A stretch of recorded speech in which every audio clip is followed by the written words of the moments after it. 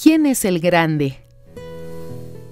Y les dijo: Cualquiera que reciba a este niño en mi nombre, a mí me recibe, y cualquiera que me recibe a mí, recibe al que me envió, porque el que es más pequeño entre todos vosotros, ese es el más grande.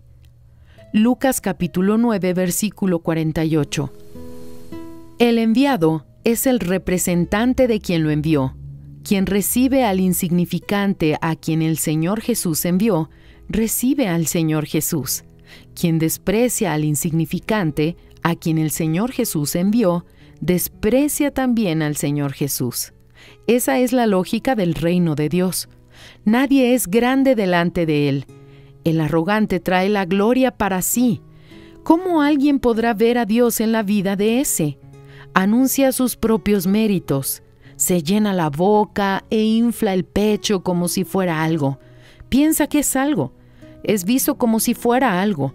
Pero para el Señor, ¿cuál es la utilidad de un siervo que va en el nombre de sí mismo? Ninguna.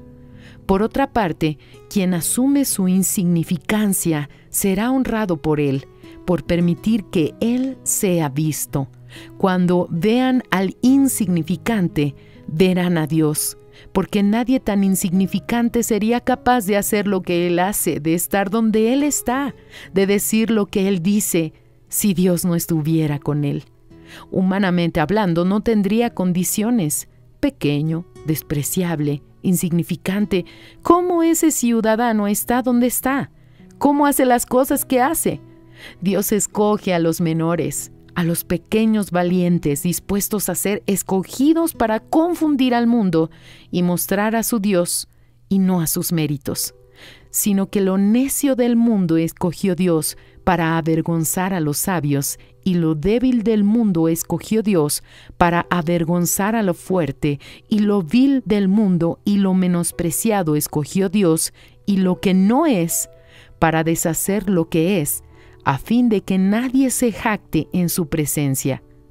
Primera de Corintios capítulo 1, versículos 27, 28 y 29. Dios solo es visible en la vida de los humildes. Fragmento del libro El pan nuestro para 365 días del obispo Edir Macedo.